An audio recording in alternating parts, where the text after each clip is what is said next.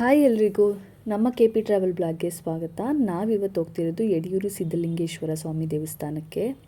ಒಂದೇ ರಾತ್ರಿಯಲ್ಲಿ ನಾವು ಯಾವ್ಯಾವ ಪ್ಲೇಸ್ನ ಕವರ್ ಮಾಡಿದ್ವಿ. ಇವತ್ತು ನೈಟ್ ಹೋಗಿ ನಾಳೆ ನೈಟ್ ಒಳಗಡೆ ಅಂದರೆ ಸಂಜೆ ಒಳಗಡೆ ವಾಪಸ್ ಮನೆಗೆ ಹೇಗೆ ಬಂದ್ವಿ ಅಂತ ನಾನು ನಿಮಗೆ ತಿಳಿಸ್ಕೊಡ್ತೀನಿ. ಈ ವಿಡಿಯೋಲಿ ಪೂರ್ತಿಯಾಗಿ ನೋಡಿ ಎಲ್ಲಿಗೆ ಯಾವ್ಯಾವ ಪ್ಲೇಸಿಗೆ ಹೋಗ್ಬೋದು ಅಂತ ತಿಳಿಸ್ಕೊಡ್ತೀನಿ. ಓನ್ ವೆಹಿಕಲಲ್ಲಿ ನಾವು ಹೋಗಿದ್ದು. ಬೆಂಗಳೂರಿಂದ ಏನಾದರೂ ನೀವು ಟ್ರಾವೆಲ್ ಮಾಡಿದ್ರೆ ಬಸ್ಸಲ್ಲಿ ಮಂಗಳೂರು ಹಾಸನ ಹೈವೇಲಿ ಈ ಯಡಿಯೂರು ಸಿದ್ಧಲಿಂಗೇಶ್ವರ ಸ್ವಾಮಿ ದೇವಸ್ಥಾನ ಸಿಗುತ್ತೆ. ಒನ್ ಡೇ ಟ್ರಿಪ್ಪು ಕೂಡ ಹೋಗ್ಬೋದು. ಇನ್ ಕೇಸ್ ಆ ಕಡೆ ಏನಾದರೂ ಬೇರೆ ಪ್ಲೇಸಸ್ಗೂ ಹೋಗ್ತಿದ್ರು ಆನ್ ದ ವೇ ನೀವು ಅಲ್ಲಿ ಹೋಗ್ಬೋದು. ನಾವು ಬೇರೆ ರೂಟಿಂದ ಅಂದರೆ ಕೌಡ್ಲೆ ರೂಟಿಂದ ಬರ್ತಿದ್ದೀವಿ. ಅಲ್ಲಿಂದ ನಮಗೆ ಒಂದು 30 ಕಿಲೋಮೀಟರ್ ಅಷ್ಟೇ ಆಗೋದು. ನಾವು ಸಂಜೆ ಹೊರಟಿದ್ವಿ, ಒಂದು 6 ಗಂಟೆ 6:30 ಟೈಮಲ್ಲಿ. ನಾವು ಅಲ್ಲಿಗೆ ರೀಚ್ ಆದಾಗ 7 ಗಂಟೆ ಆಗಿತ್ತು. ಅಲ್ಲೇ ಹತ್ರ ಒಂದು ಡ್ಯಾಮ್ ಕೂಡ ಇದೆ. ಅದು ನಾವು ಹೋದಾಗ ಕ್ಲೋಸ್ ಆಗಿತ್ತು. ನೆಕ್ಸ್ಟ್ ಟೈಮ್ ಮಾರ್ನಿಂಗ್ ಹೋದಾಗ ತಿಳಿಸ್ಕೊಡ್ತೀನಿ. ಜೊತೆಗೆ ದೇವಸ್ಥಾನದ್ದು ಕೂಡ ನಾವು ನೆಕ್ಸ್ಟ್ ಟೈಮ್ ಮಾರ್ನಿಂಗ್ ಯಾವಾಗಾದರೂ ಹೋದಾಗಲೂ ದೇವಸ್ಥಾನ ವಿಡಿಯೋ ಮತ್ತೆ ಮಾಡ್ತೀನಿ. ನೈಟ್ ಟೈಮ್ ಹೋಗಿದ್ವಿ, ತುಂಬ ಚೆನ್ನಾಗಿತ್ತು. ಸೊ ಹೇಗಿದೆ ದೇವಸ್ಥಾನದ ಬಗ್ಗೆ ಅಂತ ತಿಳಿಸ್ಕೊಡ್ಬೇಕು ಅಂತ ಈ ವಿಡಿಯೋನ ನಾನು ಮಾಡ್ತಿದ್ದೀನಿ. ನೈಟ್ ಟೈಮ್ ಹೋಗಿದ್ರಿಂದ, ನಾವು ಓನ್ ವೆಹಿಕಲ್ ಹೋಗಿದ್ರಿಂದ 7 ಗಂಟೆ ಆಲ್ರೆಡಿ ಆಗಿತ್ತು. ದೇವಸ್ಥಾನದಲ್ಲಿ ಪ್ರತಿದಿನ ಪೂಜೆ ಪುನಸ್ಕಾರಗಳು ಉತ್ಸವಗಳು ನಡೀತಾನೆ ಇರುತ್ತೆ. 7 ಗಂಟೆಗೆ ಸ್ವಲ್ಪ ಕ್ಲೋಸ್ ಮಾಡಿದರು, ಅಂದರೆ ಸ್ವಲ್ಪ ಹೊತ್ತು ಕ್ಲೋಸ್ ಮಾಡ್ತಾರೆ ಅಷ್ಟೇ. ಪೂಜೆ ಅಲಂಕಾರ ಮಾಡ್ತಿರ್ತಾರೆ. ಅದರಿಂದ ನಂತರ ಅಲ್ಲಿ ಉತ್ಸವ ಮೂರ್ತಿ ಬರ್ತಿರುತ್ತೆ, ಆದ್ದರಿಂದ ಕ್ಲೋಸ್ ಮಾಡಿರ್ತಾರೆ. 7:30 ಅಷ್ಟೊತ್ತಿಗೆ ಓಪನ್ ಮಾಡ್ತಾರೆ. ಇದು ಸುತ್ತ ತೋರಿಸ್ತಿರೋದು ನಾನು ನಿಮಗೆ ಪಾರ್ಕಿಂಗ್ ಇರೋದು ಜಾಗ. ಪಾರ್ಕಿಂಗಿಗೆ ಸುತ್ತ ಜಾಗ ತುಂಬ ಇದೆ. ನಾವು ರೈಟ್ ಸೈಡಲ್ಲಿ ಸ್ವಲ್ಪ ಜಾಗ ಇದೆ, ಆದ್ದರಿಂದ ಅಲ್ಲಿ ಹೋಗಿದ್ವಿ. ಇದು ನಾನು ನಿಮಗೆ ತೋರಿಸ್ತಿರೋದು ತುಂಬ ಜನಗಳು ಇದ್ದಾಗ ದೇವಸ್ಥಾನಕ್ಕೆ ಆ ಟೈಮಲ್ಲಿ ಕ್ಯೂ ಎಲ್ಲ ಅಲ್ಲಿ ನಿಲ್ಲಿಸ್ತಾರೆ. ಆದ್ದರಿಂದ ತುಂಬ ದೊಡ್ಡದಾಗಿ ದೇವಸ್ಥಾನ ಮಾಡಿದ್ದಾರೆ. ಯಾಕಂದರೆ ಶಿವರಾತ್ರಿ ಟೈಮಲ್ಲಿ ಮತ್ತು ದೀಪಾವಳಿ ಟೈಮಲ್ಲೆಲ್ಲ ಅಲ್ಲಿ ಉತ್ಸವ ನಡೀತಾನೆ ಇರುತ್ತೆ. ಆದ್ದರಿಂದ ಅಲ್ಲಿ ತುಂಬ ದೇವಸ್ಥಾನ ದೊಡ್ಡದಾಗಿದೆ, ನೀಟಾಗಿ ಇಟ್ಟಿದ್ದಾರೆ. ಇದು ಸೇವಾ ರಶೀದಿ. ನೀವೇನಾದರೂ ಪೂಜೆ ಮಾಡಿಸ್ಬೇಕು ಅಂದರೆ ಅಲ್ಲಿ ವಿಚಾರಿಸ್ಬಿಟ್ಟು ತೊಗೋಬೇಕು. ಇದು ಮೇನ್ ಎಂಟ್ರೆನ್ಸು. ಅಲ್ಲಿ ಎಂಟ್ರೆನ್ಸಲ್ಲಿ ಹೋದಾಗ ಇದು ಫಸ್ಟು ಗೋಪುರ ಸಿಗುತ್ತೆ. ಅಲ್ಲೇ ನಂತರ ನಿಮಗೆ ಸಿಗೋದು ಗಣಪತಿ ದೇವರು. ಅದನ್ನು ಕೈ ಮುಕ್ಕೊಂಡು ನೀವು ನೆಕ್ಸ್ಟು ಹೋಗ್ತಾ ಇರಬೇಕು. ಇದು 3ನೇ ಗೋಪುರದಲ್ಲಿ ದೇವಸ್ಥಾನದ ಸಮಾಧಿ ಇರೋದು. ಇದು ನಾನು ನಿಮಗೆ ತೋರಿಸ್ತಿರೋದು 2ನೇ ಗೋಪುರ. ಇಲ್ಲೂ ಕೂಡ ಇಲ್ಲ. ಇದು ಬಂದು 3ನೇ ಗೋಪುರ. ಮೊದಲಿಗೆ ನಾವು ಹೋಗಿದ ತಕ್ಷಣ ಸಿಗೋದು ವೀರಭದ್ರ ಸ್ವಾಮಿ ಭದ್ರಕಾಳಿ ಸನ್ನಿಧಿ. ಅದ್ರ ಬಗ್ಗೆ ಡೀಟೇಲ್ಸ್ನ ನಾನು ಹೇಳ್ತೀನಿ ನಿಮಗೆ. ಕುಣಿಗಲ್ ತಾಲೂಕು ಯಡಿಯೂರು ಗ್ರಾಮದಲ್ಲಿ ಈ ದೇವಸ್ಥಾನ ಇರೋದು. ಪ್ರತಿದಿನ ಬೆಳಿಗ್ಗೆ 5 ಗಂಟೆಯಿಂದ ರಾತ್ರಿ 8:30ವರೆಗೂ ಓಪನ್ ಇರುತ್ತೆ. ಆರಾಮಾಗಿ ಒನ್ ಡೇ ಟ್ರಿಪ್ನು ಎಂಜಾಯ್ ಮಾಡ್ಬೋದು. ಇಲ್ಲ ಆನ್ ದ ವೇ ಹೋಗ್ತಿದ್ರೆ ಹೋಗಿ ಬರ್ಬೋದು. ತುಂಬ ಪ್ರಶಾಂತತೆಯಿಂದ ಕೂಡಿದೆ. ಬೆಂಗಳೂರು ಹಾಸನ ಮಂಗಳೂರು ರಸ್ತೆಯ NH-48ನಲ್ಲಿ ಈ ದೇವಸ್ಥಾನ ಇರೋದು, ಯಡಿಯೂರು ಸಿದ್ಧಲಿಂಗೇಶ್ವರ. ಇದನ್ನು ರಾಜ್ಯದ ಒಂದು ಯಾತ್ರಾ ಕೇಂದ್ರ ಅಂತ ಕೂಡ ಕರೀತಾರೆ. 15ನೇ ಶತಮಾನದ ಕೊನೆಯಲ್ಲಿ ಪ್ರವರ್ಧಮಾನಕ್ಕೆ ಬಂದ ಮಹಾನ್ ವೀರಶೈವ ಶಿಕ್ಷಕ, ಲೇಖಕ ತೋಟದ ಸಿದ್ಧಲಿಂಗನ ನಿರ್ವಿಕಲ್ಪ ಶಿವಯೋಗ ಸಮಾಧಿ ಅಂತ ಕರೀತಾರೆ. ಇವರು ಗರ್ಭದಿಂದ ಹುಟ್ಟಿಲ್ಲ. ಮಲ್ಲಿಕಾರ್ಜುನ ಜ್ಞಾನಾಂಬೆಗೆ ಶಿಶುವಾಗಿ ಕಾಣಿಸಿಕೊಂಡ್ರು. ಅವರಿಗೆ ಆನುವಂಶಿಕ ಉತ್ತರಾಧಿಕಾರಿ ಇರಲಿಲ್ಲ.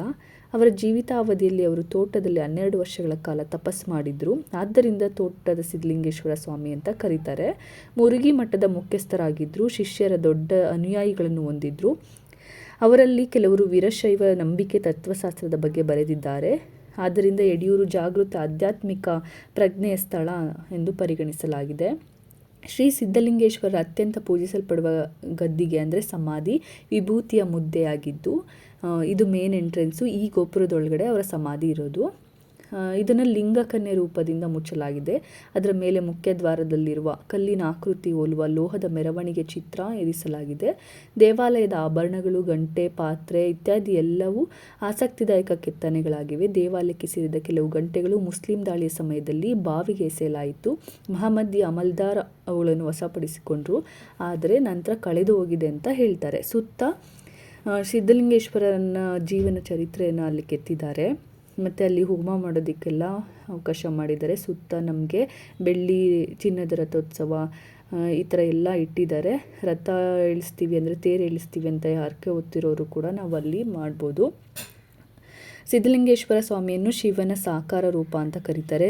ಅವರು ದೂರ ದೂರ ಪ್ರಯಾಣ ಮಾಡಿ ಶಾಶ್ವತ ಸತ್ಯವನ್ನು ಬೋಧಿಸಿದರು. ಜಾತಿ ಧರ್ಮ ಲೆಕ್ಕಿಸದೆ ಅನೇಕ ಜನರಿಗೆ ಪವಾಡ ಮಾಡಿದರು. ಜೀವನ ಅವರ ಮೌಲ್ಯಗಳು, ರೋಗಿಗಳನ್ನು, ಬಳಲುತ್ತಿರುವವರನ್ನು ಗುಣಪಡಿಸಲು ಅವರು ಪಡೆದ ದೈವಿಕ ಶಕ್ತಿಗಳನ್ನು ಪ್ರದರ್ಶಿಸಿದರು. ಸಿದ್ಧಗಂಗಾ ಕ್ಷೇತ್ರ ಒಂದು ಕಾಲದಲ್ಲಿ ಶುಷ್ಕ ಮತ್ತು ಬಂಜರು ಸ್ಥಳ ಆಗಿತ್ತು. ಸ್ವಾಮೀಜಿ ಆ ಸ್ಥಳಕ್ಕೆ ಭೇಟಿ ನೀಡಿದಾಗ ಅವರ ಪಾದದ ಕೆಳಗಿನಿಂದ ನೀರಿನ ಬುಗ್ಗೆ ಹೊರಹೊಮ್ಮಿ ಜನರಿಗೆ ಪರಿಹಾರ ನೀಡಿತು ಅಂತ ಹೇಳ್ತಾರೆ. ಸಿದ್ಧಲಿಂಗೇಶ್ವರರ ಕುರಿತಾದ ಒಂದು ಕತೆ ಯಡಿಯೂರು ಬಳಿಯ ಕಗ್ಗೇರಿಗೆ ಸಂಬಂಧಿಸಿದೆ. ಅಲ್ಲಿ ಸಂತರು ನಂಬೆನ್ನ ಎಂಬ ಭಕ್ತನ ಸ್ಥಳದಲ್ಲಿ ಪೂಜೆ ಮಾಡಲು ಒಪ್ಪಿಕೊಂಡಿದ್ದರು. ಪೂಜೆಯನ್ನು ವಿರೋಧಿಸಿ ಬುಡಕಟ್ಟು ಮುಖಂಡರು ದಾಳಿ ಮಾಡಿದ್ರು. ಇದರಿಂದ ಗ್ರಾಮದಿಂದ ಪಲಾಯನ ಮಾಡಬೇಕಾಗಿ ಬಂತು. 12 ವರ್ಷಗಳ ಕಳೆದರೂ ಸಂತರು ಅಂದರೆ ಸಿದ್ಧಲಿಂಗೇಶ್ವರ ಸ್ವಾಮಿಯವರು ತಮ್ಮ ಆಳವಾದ ಧ್ಯಾನವನ್ನು ಮುಂದುವರಿಸಿದ್ರು. ಅವರ ಸುತ್ತಲೂ ಇರುವೆ ಬೆಳೆದ್ರು. ಕುತೂಹಲಕಾರಿಯಾಗಿ ನಂಬೆನ್ನರಿಗೆ ಸೇರಿದ ಒಂದು ಹಸು ಹಿಂಡಿನಿಂದ ದೂರ ಸರಿದು ಇರುವೆ ಗುಡ್ಡದ ಮೇಲೆ ಕಾಲಿಕ್ಕೆ ಚಿಲುಗಳನ್ನು ಹಾಕಿತು. ಹಸು ಹಾಲು ನೀಡುತ್ತಿಲ್ಲ ಎಂದು ಸಿಟ್ಟಾದ ಗ್ರಾಮಸ್ಥರು ಅವಳನ್ನು ಹಿಂಬಾಲಿಸಿ ಇರುವೆ ಗುಡ್ಡಕ್ಕೆ ಹೋಗಿ ಅದನ್ನು ಹೊಡೆದು ಸಂತರು ಆಳವಾದ ಧ್ಯಾನದಲ್ಲಿದ್ದಾರೆ ಎಂದು ಕಂಡುಕೊಂಡರು. ಸ್ವಾಮೀಜಿಗೆ ಸಂಬಂಧಿಸಿದ ಹಲವಾರು ಇತರ ಪವಾಡಗಳಿವೆ. ಅವರ ತಪಸ್ವಿ ಕೇಂದ್ರವು ಅದು ನಡೆಸುವ ಸಾಮಾಜಿಕ ಸೇವೆ, ಶಿಕ್ಷಣ ಸಂಸ್ಥೆಗಳಿಗೆ ಹೆಸರುವಾಸಿಯಾಗಿದೆ ಅಂತಲೇ ಹೇಳ್ಬೋದು. ಈ ದೇವಸ್ಥಾನ ಉತ್ತರಕ್ಕೆ ಮುಖ ಮಾಡಿದೆ. ದೊಡ್ಡ ದ್ರಾವಿಡ ರಚನೆಯಾಗಿದೆ. ಮಹಾದ್ವಾರದ ಬಳಿ ಒಂದು ಶಾಸನ ಗುರುವಿನ ಆಧ್ಯಾತ್ಮಿಕ ಶ್ರೇಷ್ಠತೆ ಬಗ್ಗೆ ಮಾತಾಡುತ್ತದೆ. ಆದರೆ ಸಿದ್ಧಲಿಂಗನ ಜೀವನದ ದೃಶ್ಯಗಳನ್ನು, ಜೀವನ ವಿವಿಧ ಲೀಲೆಗಳನ್ನು ಗೋಪುರದ ವರ್ಣರಂಜಿತ ಮುದ್ರಣದಲ್ಲಿ ಚಿತ್ರಿಸಲಾಗಿದೆ. ಅವರ ಬರಹಗಳಿಗೆ ಅತ್ಯುನ್ನತ ಪ್ರಾಮುಖ್ಯತೆ ಕೂಡ ಖಚಿತಪಡಿಸಿಕೊಳ್ಳಲು ವೀರಭದ್ರ ಸ್ವಾಮಿ ಮುಖ್ಯ ಪಾತ್ರ ವಹಿಸಿದ್ರು ಅಂತಲೇ ಹೇಳ್ಬೋದು. ಆಗಲೇ ನಾನು ವೀರಭದ್ರ ಸ್ವಾಮಿ ಬಗ್ಗೆ ಹೇಳ್ತೀನಿ ಅನ್ನಲ್ಲ, ಅದು ವೀರಭದ್ರ ಸ್ವಾಮಿ ಮುಖ್ಯ ಗರ್ಭಗುಡಿಯನ್ನು ಖಾಲಿ ಮಾಡುವಾಗ ನೆಲಮಾಳಿಗೆಯಲ್ಲಿ ಅವರ ಒಂದು ಸಣ್ಣ ದೇವಾಲಯವಿದೆ. ವೀರಭದ್ರನ್ನು ಸಮಾನ ಭಕ್ತಿಯಿಂದ ನಡೆಸಲಾಗುತ್ತದೆ.